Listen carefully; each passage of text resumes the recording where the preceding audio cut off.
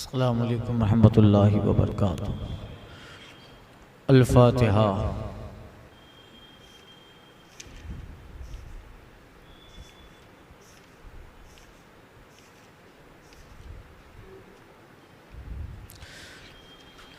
इन्नल्लाह व मलाइकतहू यस्सल्लूना अलन नबी या अय्युहल्लज़ीना आमनू सल्लु अलैहि व सल्लिमू तस्लीमा व आलिहि व सहबिहि अजमईन।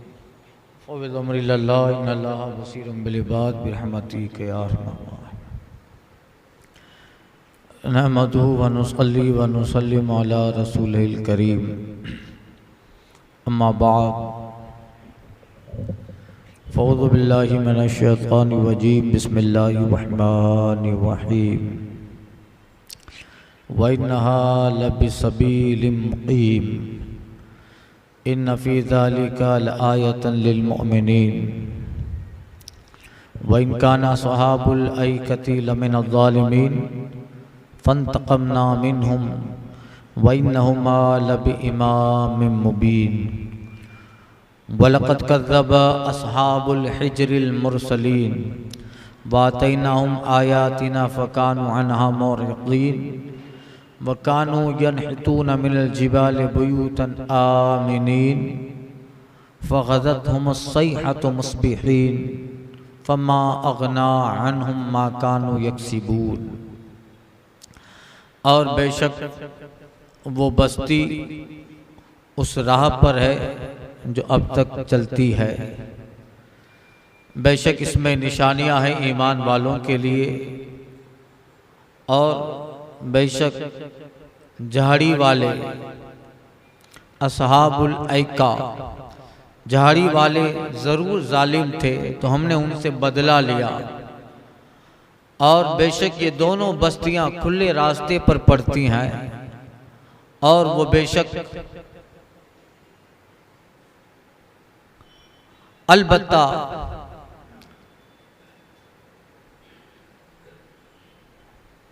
हिज्र वालों ने रसूलों को जुटलाया और हमने उनको अपनी निशानियां दी तो उनसे मुंह फेरे रहे। और वो पहाड़ों में घर तराशते थे बेखौफ, तो उन्हें सुबह होते हुए चिंगाड़ ने आ लिया तो उनकी कमाई कुछ उनके काम न आई। पीछे हज़रत लूत अलैहिस्सलाम का जिक्र गुजरा। सद्दूम की बस्ती, यहाँ हज़रत शुएब अलैहिस्सलाम और उनकी कौम का जिक्र है। और अस्हाबुल हिज्र सालेह अलैहिस्सलाम के कौम का जिक्र है।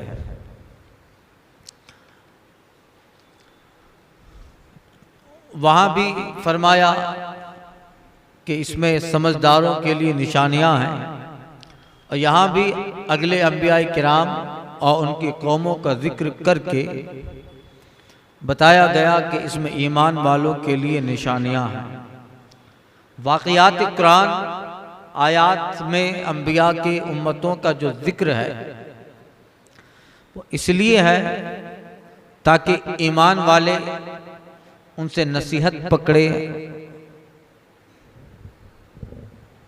इबरत पकड़े। और बेईमानों के लिए वो निशानियां मकाम इबरत भी है। वइन्नहा लबिसबीलिम मुक़ीम। बेशक वो बस्ती उसी राह पर है जो अब तक चलती है, यानी कौम लूत की बस्ती मुसाफिरों के बिल्कुल सीधे और आसान रास्ते पर है। हर हाजी, हर ताजिर, खास कर ये कुफ्फार मक्का, चूँकि लूत अलैहिस्सलाम का जिक्र हुआ उनकी कौम का और उनकी बदआमालियों की बुनियाद पे जो अल्लाह का अजाब नाजिल हुआ, तो वो अजाब का तज़किरा करके अहले मक्का को इबरत दी जा रही है। इसलिए कहा वइन्नहा लबिसबीलिम मुक़ीम, वो बस्ती खुले रास्ते पर है, छुपी नहीं है। अहले मक्का देख रहे हैं, हर हाजी, हर ताजिर, खासकर कुफ्फार मक्का जब भी शाम की तरफ सफर होता है, मुल्क शाम की तरफ जाते हैं या मिस्र की तरफ रवाना होते हैं तिजारत के लिए किसी भी मकसद थे, तो आते जाते कौम लूत की उजड़ी हुई बस्ती को देखते हैं, उन्हें नजर आती है। कौम लूत की आबादियां मुअज़्ज़बीन, जिन पे अज़ाब इलाही उतरा, उनकी आबादियों को ये देखते हैं, नजर आते हैं, वहां ठहरते भी हैं। और अहले मक्का उन आबादियों में ठहर कर उन कौमों का तज़किरा भी करते हैं, अपनी तारीखों में और अपने शेरों में उनका जिक्र भी करते हैं। मगर नादान है कि उन कौमों पे जो अजाब आया, वो ये समझ बैठे कि उनकी तबाही एक इत्तिफाकी हादसा थी। मौसमी तूफान या आतिश फशा आग निकलती है, आतिश फशा पहाड़ों का एक सानिहाती जलजला कहकर ये लोग मुतमईन हो जाते हैं। असल की तरफ ध्यान नहीं देते कि इन पे जो अजाब आया था, इन बस्तियों पर उनकी नाफरमानी और अंबिया की गुस्ताखी की बुनियाद पर, वो अजाब कोई हादसाती नहीं था, आतिश फशा पहाड़ नहीं फूटे थे या तूफान अचानक नहीं आया था। हकीकत में ये जो हुआ, ये उनकी बदआमालियों पर अज़ाबे रब्बे कहरे इलाही था। मगर ये लोग नादान है कि इन बस्तियों को देखते हैं और इबरत नहीं पकड़ते कि उन पर अंबिया किराम के जो गुस्ताख थी, अजाब आया था। न यहाँ कोई आतिश फशा पहाड़ है, न कोई तूफान उठे थे। अगर ऐसा होता तो अब क्यों नहीं होता? लिहाजा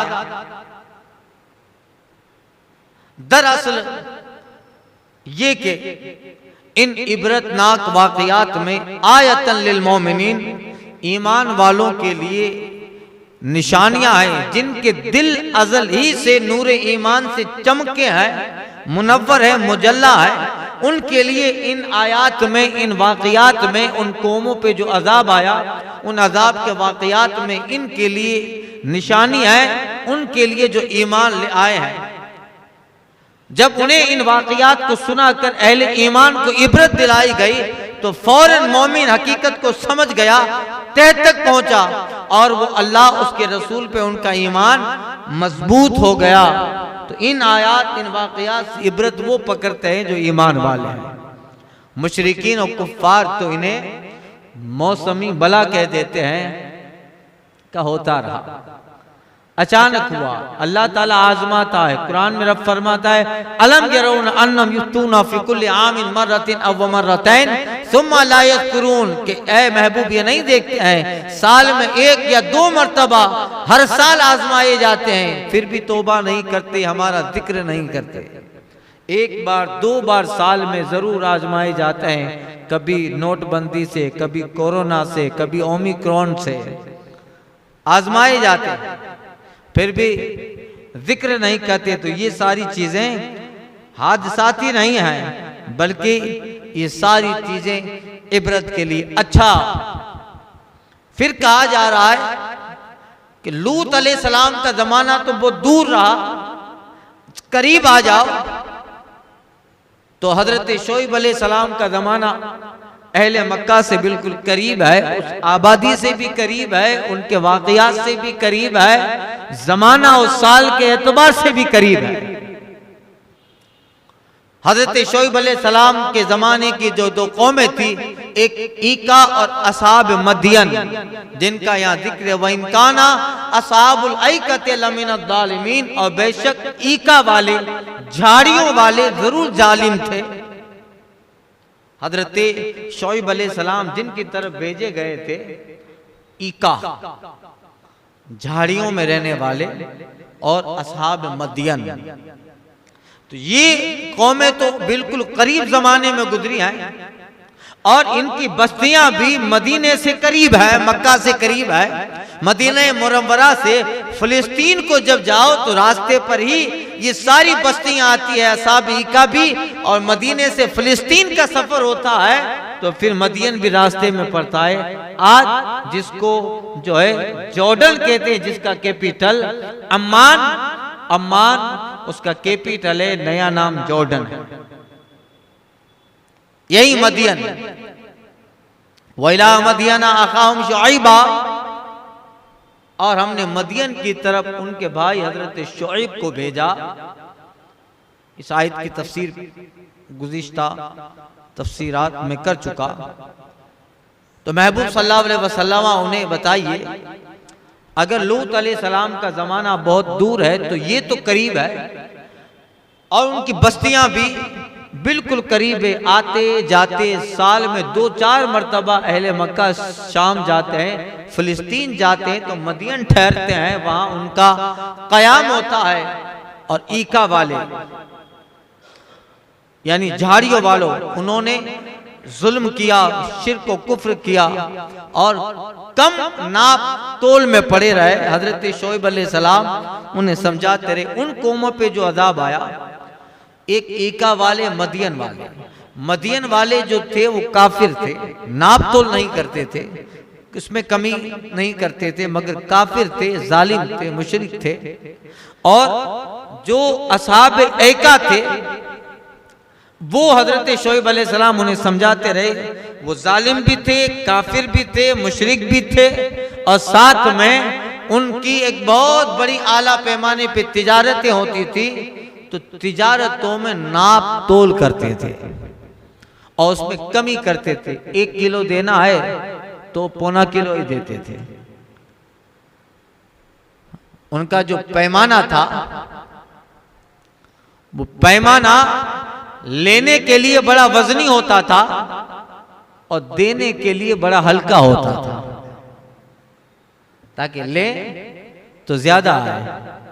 लेने के लिए वजनी होता था, देने के लिए हल्का होता था, तो कमी करते थे। और कोई आता तो उसे कहते थे कि यहाँ ये जो पैमाना है, यहाँ इतना ही किलो माना गया है, केजी माना गया है, जो भी उनका अंदाजा रहा हो। तो नाप तोल में कमी हजरत शोएब अलैहिस्सलाम उन्हें 2 तबलीग करते थे। एक ये कि तुम कुफ्र से बाद आ जाओ, शिर्क से बाद आ जाओ, ईमान ले आओ। दूसरा ये कि अल्लाह के बंदों का नाहक माल न खाओ, इसलिए कि नाप तोल में कमी। हकीकत में जो ग्राहक आया है, जो कस्टमर आया है, उस जो मिकदार में लेना चाहता है, तुम अपने पैमाइश से उसे कम वजन करके देते हो, तो बंदे का हक भी है। एक तो खुद जालिम और काफिर बने हो, शिर्क में मुब्तला हो, और ऊपर से जुल्म ये कि कुफ्र के ऊपर तुम अल्लाह के बंदों का हक भी मारते हो, तो वो डबल जुल्म में गिरफ्तार थे। जनाब शोएब अलैहिस्सलाम ज़मानों तक समझाते रहे, और एक तरफ शैतान था जो उनके दिलों में ये वसवसा डालता रहा कि इन्हें अपनी तबलीग करने दो, तुम जो करते हो वो तुम्हारा हक है, वो तुम्हारा काम है, तुमने अपने समाज मुआशरे में इसी को केजी मान लिया है, तो ये तुम्हारा ही केजी है। समझे?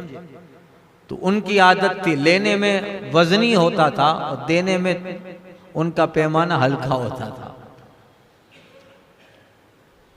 इसीलिए उन पे और आका करीम सल्लल्लाहु अलैहि वसल्लम अक्सर इनका जिक्र करते थे, हजरत शोएब अलैहिस्सलाम की कौम का। तो हुजूर की हदीस पढ़िएगा, उसमें अक्सर जगहों पर नाप तोल कमी का जिक्र है, कि जिसमें बताया गया है कि अल्लाह ताला उस बंदे की रिज्क से बरकतें खत्म कर देता है, जो ताजिर होकर, जो तिजारत वाला होकर, जो मालिक होकर अपनी तिजारत में आने वाले ग्राहक, आने वाले कस्टमर का हक मार देता है, वो ताजिर की रिज्क से बरकतें अल्लाह ताला खत्म कर देता है, बल्कि इसकी नाप तोल की कमी उसकी तिजारतों को खत्म करके उसे मुफलिसी और गुर्बत के दहाने पर ले आता। इसलिए वो ताजिर कयामत के मैदान में भयानक अज़ाब इलाही में मुब्तला होंगे, जो दुनिया के थोड़े से नफे के लिए अल्लाह के बंदों का हक मारते थे। 200 ग्राम कम दिया तो तुम्हें क्या फायदा मिला 200 ग्राम का? न तुम मालदार हो गए, न 200 ग्राम कम देने से सामने वाला गरीब हो गया, मगर तूने उसका हक जरूर मान लिया। कयामत में ये बड़ा वबाल होगा।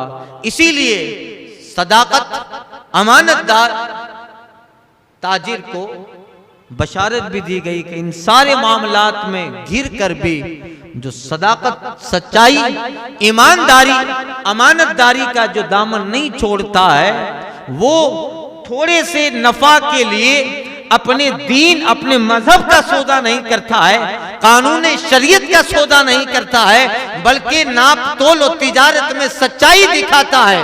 हदीस पाक में आका फरमाते हैं, ऐसा ताजिर कयामत के दिन सिद्दीकीन के साथ जन्नत में दाखिल होगा। उन्हें सिद्दीकीन के साथ जन्नत में दाखिला होगा। जो दुनिया के नफा को वो जो है कुर्बान कर देता था, मगर कानून इलाही, अहकाम कुरान के साथ कभी मजाक नहीं करता था, वो नुकसान उठाता था, मगर तिजारत में बददयानती और खयानत नहीं करता था। ऐसा ताजिर कयामत में सिद्दीकीन के साथ जन्नत में दाखिल होगा। ऐसा ताजिर, और जो इसका खिलाफ करेगा वो थोड़ी सी चीज के लिए भी मारा जाएगा। अगर किसी ने दुनिया में किसी का 10 पैसा ले लिया, या 10 पैसा या 5 पैसा, गालिबन 10 की है या 5 की रिवायत है, दिमाग में नहीं है, तो आला हज़रत सरकार ने लिखा है एक हदीस के हवाले से कि जिसका लिया है, जिस शख्स का लिया है, उस शख्स और जिसने लिया है, उसकी, जिसने लिया है चाहे 2 पैसे या 10 पैसा, उसकी 700 नमाजें जो जमात के साथ पढ़ी गई है, जिसका लिया है, कयामत में उसके नामे आमाल में ट्रांसफर की जाएगी। 1 रुपया ही समझो भाई, 700 नमाजें, 10 पैसे के लिए 700 नमाजें, जैसे किसी का ले लिया है, तो कयामत के दिन हर चीज, हर आदमी को जरूरत होगी अमाल की। वहां तो यफिरुल मरउ मिन अखीही, कुरान में है कि आदमी भाई से भागेगा, बेटा बाप से भागेगा, बाप बेटे से भागता होगा, कोई किसी का पुरसाने हाल नहीं। वहां सबको अमल की जरूरत है, सब अपना तलाश कर रहे हैं कि मेरा कितना कम हो रहा है, जन्नत में जाने के लिए कितनी नेकियां दरकार है, वहां सबको जरूरत है। अब वहां ऐसा हाल होगा कि जिसका 1 रुपया 1 पैसा भी ले लिया होगा, तो 1 पैसा या 10 पैसा पे दिमाग में नहीं है वो बात, उसके बदले में जिसका ले लिया है, उसके नामे आमाल में जिसने लिया है, उसकी 700 नमाजें जमात से पड़ी हुई उसे अता की जाएंगी। 10 रुपया लिया होगा तो पूरी जिंदगी की खत्म है क्या नहीं? और इसके बरखिलाफ जो तिजारत में अमानतदार है, वो सिद्दीकीन के साथ जन्नत में जाएगा। और हदीस पाक का मफहूम है कि अमीन ताजिर, अमानतदार ताजिर, वो कभी भी मुफलिस नहीं होता, वो कभी भी गुर्बत में नहीं आएगा। अल्लाह ताला उसके कम हलाल में इतनी बरकतें देता है कि कम है, दूसरे का हजारों से काफी नहीं है, मगर उसका दिहाई वाला, उसके पूरे अहले खाना को बरकत के साथ अल्लाह किफायत कर देता। तो असहाब ऐका, झाड़ियों वाले, हजरत शोएब अलैहिस्सलाम उन्हें समझाते रहे, बजुज चंद अफराद के सब जालिम बने। अल्लाह फरमाता है फंतकमना मिनहुम, तो हमने उनसे बदला लिया। बदला ये कि अल्लाह ताला ने दुनिया में उनकी बस्तियों को बर्बाद करके रख दिया, अजाब इलाही आया। चंद लोग जो जनाब शोएब अलैहिस्सलाम पर ईमान ले आए, उनके सिवा सब खत्म हो गए। अन्नहुम लम यगनु, ऐसा हो गया जैसे कभी इस आबादी में वो आए ही नहीं थे। फंतकमना मिनहुम, हमने उनसे बदला लिया। ये दुनिया का बदला है, आखिरत का अजाब अकबर तो बाकी है। वइन्नहुमा लबी इमाम मुबीन, और बेशक ये दोनों बस्तियां खुले रास्ते पे पड़ती हैं, कोई शक में न रहे कि क्या हुआ, ये दोनों बस्तियां खुले रास्ते पे पड़ती हैं। आज भी देख लो उनके खंडरात, उनके महल, उन पे जो अजाब इलाही आया, आज भी जो है उन कौमों पर अजाब जो आया था उसके निशानात आज भी उन आबादियों में बाकी है। लबी इमाम मुबीन कहा गया, वो खुली बस्तियों में आज भी निशानियां हैं। अगर आज भी इबरत न पकड़े तो याद रखो, दुनिया में न सही, आखिरत में तो अजाब इलाही की लपट तुम्हारे लिए रब्बे करीम ने तैयार करके रखी है। इन्नहुमा लबी इमाम मुबीन, बेशक ये दोनों बस्तियां खुले रास्ते पे पड़। वलक़द कज़्ज़बा अस्हाबुल हिज्रिल मुरसलीन, और झाड़ियों वाले उन्होंने रसूलों को जुटलाया। आतैनाहुम आयातिना, और हमने, और लक़द कज़्ज़बा अस्हाबुल हिज्र, और पत्थर वालों ने, हजरत सालेह अलैहिस्सलाम की जो कौम थी वो पत्थरों से नक्शो निगार बनाती थी और पत्थरों में घर बनाती थी। उनका ये इरादा था कि अगर ज़लज़ला भी आया तो मकान इतने मजबूत होंगे कि कुछ नहीं होगा, और अगर तूफान भी आया तो हल्के फुल्के घर को तूफान उड़ा के ले जाता है, पहाड़ के अंदर ही घर बना डाले कितना तूफान आएगा, पहाड़ को तो तूफान उखाड़ नहीं सकता है। तो अजाब इलाही से बचने के लिए कितनी मेहनतें की, मशक्कतें की, कि पहाड़ों में मेहनत मशक्कत करके ऐसा नक्श बनाते थे कि पहाड़ पहाड़ भी रहे और पहाड़ उनका घर भी बन जाए। पहाड़ों की खिड़कियां, पहाड़ों के दरवाजे, इस तरह मजबूत घर होता था। अल्लाह अकबर, कितने कम अक्ल थे कि अजाब से बचने के लिए इतने मजबूत घर बना रहे हैं। अरे नबी के दामन में आ जाते तो वैसे ही बच जाते, नबी के दामन में आ जाते वैसे ही बच जाते। इसलिए कि नबी के दामन में रहने वाला अगर कच्ची छप्पर के नीचे भी है तो तूफान उसे हटा नहीं सकता है। बाकी जो इन बारगाह से और रब की बारगाह से दूर हो गया, वो पहाड़ों में घर बनाए मगर अल्लाह का अज़ाब वहां आके रहते। तो ये समझे थे जिससे नूह अलैहिस्सलाम का वाकया उन आबादी से बिल्कुल करीब था, तो समझे थे कि तूफान आएगा, हवा चलेगी, क्या होगा, ज़लज़ला आएगा। तो इतने मजबूत बनाए पहाड़, पहाड़ों में घर। रब फरमाता है वातैनाहुम आयातिना फकानू अन्हा मुरिदीन, और हमने उन्हें उनको अपने निशानियां दी तो उससे मुंह फिरे रहे। हजरत सालेह अलैहिस्सलाम के जो मौजज़ात थे वो निशानियां थी अल्लाह की, अल्लाह की निशानियां। पहाड़ों में घर बनाते थे, अल्लाह ने पहाड़ों से ऊँटनी निकाल डाली। इतनी बड़ी ऊँटनी थी, हमल के साथ प्रेग्नेंट थी। जब उन्होंने कहा था कि आप अल्लाह के पैगंबर हैं, अल्लाह के रसूल हैं, तो निशानियां बताएं। हजरत सालेह अलैहिस्सलाम ने फरमाया क्या निशानी देखना चाहते हो? तो चूंकि इस कौम का पेशा पहाड़ था, पहाड़ों का कारोबारी था, गोया के उनका जो विषय था, विषय पहाड़ था।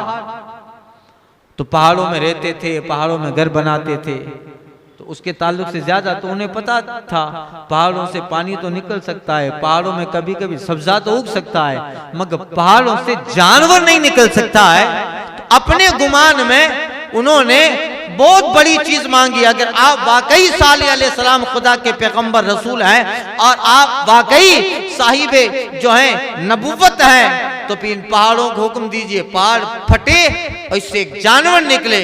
हजरत सालेह अलैहिस्सलाम ने इशारा किया, पहाड़ फटा, एक बहुत बड़ी ऊंटनी जो हमल के साथ थी पहाड़ से मौजज़ात के तौर पे, कुदरत इलाही की निशानी के तौर पे बाहर आती है।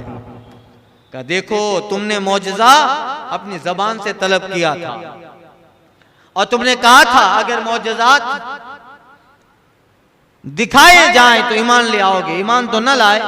मगर हजरत सालेह अलैहिस्सलाम ने फरमाया कि अब तुम्हें, क्योंकि तुमने मुंह मांगा मौजज़ा तलब किया था तो मैंने दे दिया, अब तुम्हें इज्जत करनी है उस जानवर की। अब चूंकि इतना सब अल्लाह ताला दे रहा है तो आजमाएगा भी, आजमाएगा। सब तो उनकी मर्जी के मुताबिक होगा नहीं। हुक्म हुआ कि इस ऊंटनी की इज्जत करो। 3 दिन के बाद उस ऊंटनी ने बच्चा जना, उसकी इज्जत करो। और कहा जरूर इसको कोई नुकसान पहुंचाओगे तो जरूर अजाब इलाही आएगा। ऊंटनी इतनी बड़ी थी कि सारी आबादी का पानी तन्हा पी जाती, सारी आबादी का पानी अकेले खत्म कर जाती, पी जाती। और एक दिन पानी पीती, एक दिन छोड़ दी, एक दिन आबादी वाले पानी भरेंगे, एक पूरा दिन इस ऊंटनी का पानी। मगर सिर्फ पानी नहीं पीती थी, इतना दूध देती थी कि सारी कौम बस्ती वालों को दूध काफी हो जाता, इतना दूध। और बहुत सारे लोग हजरत सालेह अलैहिस्सलाम पर ईमान ले आए। इन्होंने जब देखा कि ये ऊंटनी हमारे लिए वबाल बन गई है कि आबादी का पानी पीती है, जबकि शैतान ने उनके दिलों में दिमाग में ख्याल दिलवाया था अगर ऊंटनी पानी पीती थी तो दूसरे दिन, जिस दिन वो पानी नहीं पीती है, उस दिन इतना दूध देती है कि सारी कौम दूध ले जाती है। मगर दिमाग में आया, हजरत सालेह अलैहिस्सलाम ने कहा था कि बुरे इरादे से करीब भी मत आना वरना अजाब इलाही आएगा। कुछ लोग तैयार हुए और रात में आकर जहां कुएं के चश्मे तालाब के पास वो ऊंटनी बैठा करती थी, वहां आकर उस ऊंटनी की कोंचे काट डाली, उसके पैर का हिस्सा काट डाला। ऊंटनी तो इंतकाल कर गई। सुबह जब पता चला, हजरत सालेह अलैहिस्सलाम अपने ईमान वालों को लेकर, जो अल्लाह आप पर ईमान ले आए, उन्हें लेकर आबादी से बाहर निकले। आपने फरमाया, मैंने कहा था अल्लाह की निशानी की बेअदबी की है। ये ऊंटनी कुदरत इलाही की थी, ये ऊंटनी किसी जो है दुनियावी जानवर के बतन से नहीं, अल्लाह ने अपनी कुदरत से पहाड़ से निकाली थी। अल्लाह की निशानी और कुदरत इलाही का इनकार और गुस्ताखी की है। अब देखो अजाब इलाही आता है। हजरत सालेह अलैहिस्सलाम आबादी से बाहर निकले, 3 दिन में इतना जबरदस्त अजाब आया कि वो समझते थे जलजला आएगा। चीख आई, कानों को फाड़ देने वाली चिंगार और चीख ऐसी थी कि पहाड़ों में भी अगर गए तो वहां भी चिंगार ने आ लिया। और अमा अगना अनहुम मा कानू यक्सिबून, रब कहता है उनकी कमाई कुछ काम ना आई। तो ये इन पे अजाब आया। अल्लाह फरमाता है कानू यनहितूना मिनल जिबाल बुयूता, वो पहाड़ों में घर तराशते थे आमिनीन, बेखौफ होकर। फअखज़तहुम सयहतु मुस्बिहीन, तो उन्हें सुबह होते चिंगार ने आ लिया। फमा अगना अन्हुम मा कानू यक्सिबून, तो उनकी कमाई कुछ उनके काम न आई। तो बताया गया कि देखो ये वाक़यात हैं, ये वाक़यात हैं जिसमें इबरतें हैं, निशानियां हैं और तरह तरह के इन कौमों पे अजाब आए। इन पे जो अजाब आया था, चीख का अजाब आया। चीख इतनी जबरदस्त आवाज थी कि कान फट गए। कानों पर बड़ा बड़ा दबीज कपड़ा बांधने लगे, मगर आवाज टकराने से बाज न आई। पहाड़ों के अंदर चले गए, दरवाजे खिड़कियां दरीचे सब बंद कर डाले, मगर वो चीख नहीं थी। अजाब इलाही था। न बारिश आई, न तूफान आया, न आग बरसी, न जलजला आया, न और कोई चीज हुई। एक ऐसी जबरदस्त आवाज थी कि कानों से टकराई, दिमाग फट गए और उनकी खोपड़ियां फटकर ऐसे जो है भेजे बाहर निकल आए कि अल्लाह अकबर आयतन इबरतन। अल्लाह ताला ने आने वाले कयामत तक लोगों के लिए उनका अजाब इबरत, मकाम निशानों इबरत बना के रख डाला। जालिमों को अल्लाह ताला पकड़ता है। यही सरकार जब तबूक में जा रहे थे, क्योंकि वहीं आबादी रास्ते में पड़ती है, वो रास्ता वहीं था। जब सरकार तबूक के लिए तशरीफ ले गए थे, तबूक को जाते हुए नबी करीम सल्लल्लाहु अलैहि वसल्लम और हुजूर के सहाबा का गुज़र उसी बस्ती से हुआ। यही असहाबुल हिज्र, उसी बस्ती से सहाबा को गुजर हुआ। अब तबूक मदीना से 550 मील का फासला, बीच में यह आबादी पड़ी। नबी करीम सल्लल्लाहु अलैहि वसल्लम ने फरमाया कि ऐ लोगों, इन घरों से जल्दी तेज कदम आगे बढ़ो, रोते हुए, तौबा करते हुए, इस्तिग़फ़ार करते हुए इस आबादी से जल्दी से गुजरो, आजिज होते हुए गुजर जाओ। हरगिज तमाशा ना बनाना। और इन आबादी और इन बस्तियों पे जो अज़ाब इलाही आया था, आसार कदीमा मत समझना इन्हें कि पुराने आसार हैं, आसार कदीमा है, नहीं, बल्कि आगे बढ़ो। कहीं ऐसा ना हो ये वो जगह है, ये वो लोकेशन है, ये वो जगह है जहां पर अल्लाह और उसके रसूलों के गुस्ताखों पर अज़ाब इलाही आया था, अल्लाह का जलाल इस पे, इस आबादी पे आया था। कहीं ऐसा ना हो आज भी उस फजाओं में जलाल इलाही का असर है, कहर इलाही का असर है। जल्दी आगे बढ़ो, नीचे गर्दन झुकाते, तौबा करते, इस्तिग़फ़ार पढ़ते हुए इस आबादी को जल्दी पार करो। कहीं ऐसा ना हो कि कोई छींटा हमें भी लग जाए। हुजूर ने, चूंकि बड़ी आबादी थी, सरकार ने फरमाया इधर कोई पानी भी ना पिए। एक रिवायत में है कि हुजूर ने फरमाया कि ये जो कुआं है, वो कौन सा कुआं, जो आबादी का कुआं था, आज भी वो कुएं के निशानात थे। उस जमाने में उसमें पानी था। कहते हैं आका इसका कोई पानी ना पिए, और हुजूर ने पानी पीने से मना किया। और जो कुछ लोगों ने उससे पानी भर के, सहाबा में उससे पानी भर के आटा गूंद दिया था, हुजूर ने वो आटा फिकवा दिया। वही जिस कौम पे अजाब उतरा था, वही कुआं था जहां पर उस अल्लाह की कुदरत निशानी, यानी उस ऊंटनी की कोंचे काटी थी उन्होंने, और अज़ाब इलाही आया। उस आबादी का कुआं था जिसमें पानी भरते थे, पीते थे। तो गुजरते गुजरते प्यास लगी थी। सरकार ने, चूंकि बहुत लंबी सड़क है, लंबा रास्ता है, गुजरते गुजरते काफी वक्त हो जाए, तो कुछ लोगों ने पानी भरकर सहाबा में आटा गूंद लिया था। सरकार ने वो आटा जानवरों को खिलाया। और हाँ, इतना है कि जिस कुएं से ऊंटनी पानी पीती थी, एक रिवायत में कि हुजूर ने उस कुएं से पानी पीने को कहा कि हाँ पी लो, क्योंकि वो अल्लाह की निशानी थी। यही है। और खुद सरकार सल्लल्लाहु अलैहि वसल्लम अपनी चादर मुबारक, आप देखिए पैगंबर आजम सल्लल्लाहु अलैहि वसल्लम जिनके निगाहों के सामने वो सारी चीजें हैं, और हुजूर सैयदुल मासूमीन हैं और रब के महबूब आजम हैं। मगर रिवायतों में आया है सहाबा को कहा, और सरकार ने उस कौमे ऐका, वो अजाब वाली बस्ती असहाब हिज्र, हूद साली अलैहिस्सलाम की कौम वाली आबादी से जब गुजरे, जहां अजाब आया था, सरकार ने अपनी चादर इस तरह अपने चेहरे पे ढांक ली और आंखें बंद करके सरकार आगे बढ़ते गए। उसको देखना भी पसंद नहीं किया। ऐ लोगों, ये वो जगह है जहां पर एक कौम आई थी जिन्होंने अल्लाह की मुखालिफत की, रसूलों की गुस्ताखियां की, और उन पे अजाब इलाही आया।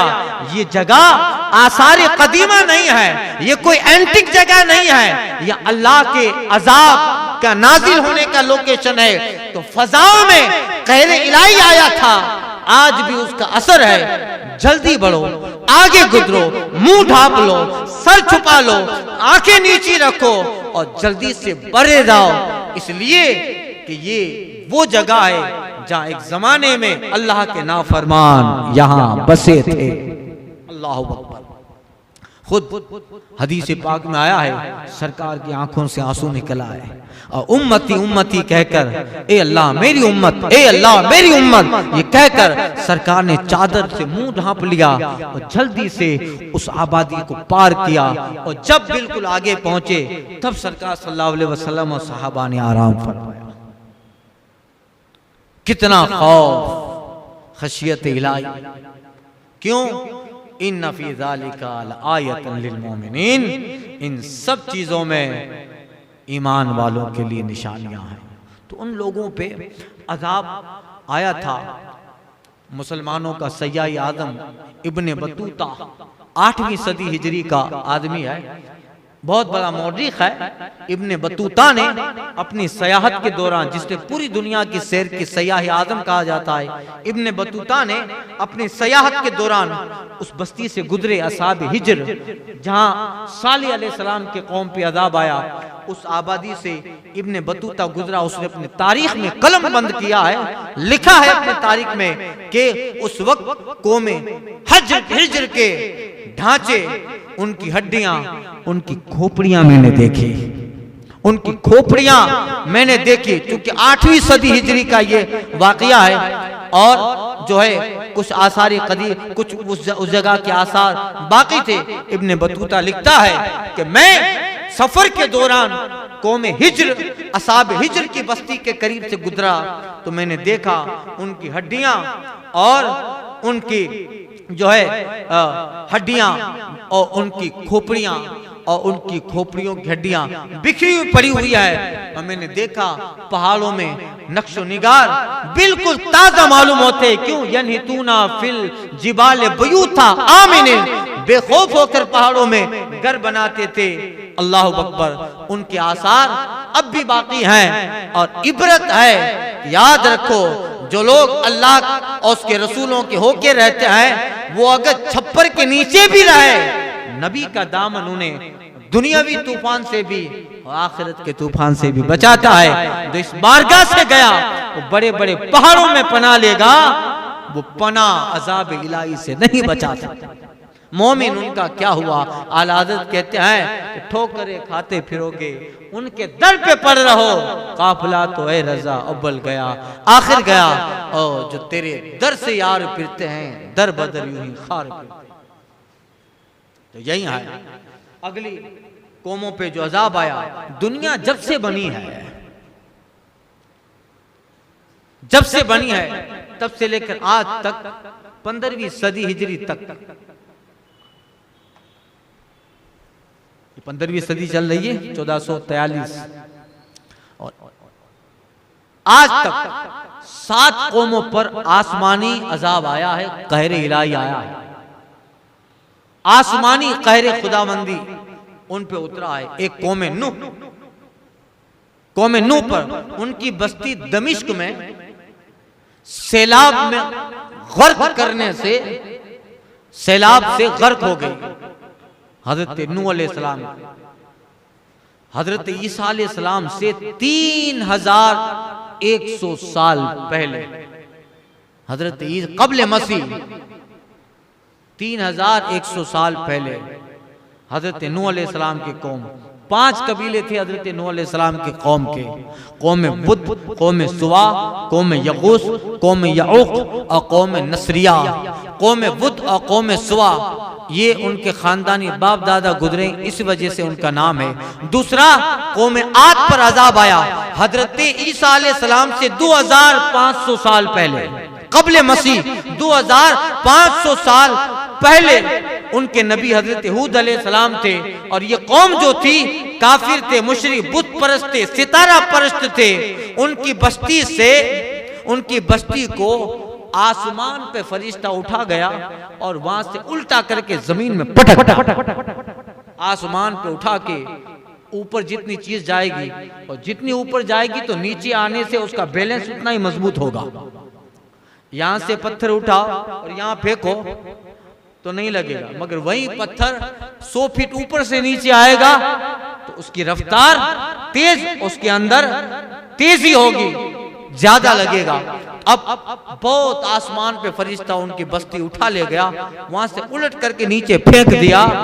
अन्नहुम लम यगनु, रब कहता है सुबह ऐसे ऊंधे पड़े थे, बस्ती को देखकर मालूम होता था कि यहां कभी कोई कौम आबाद ही नहीं थी।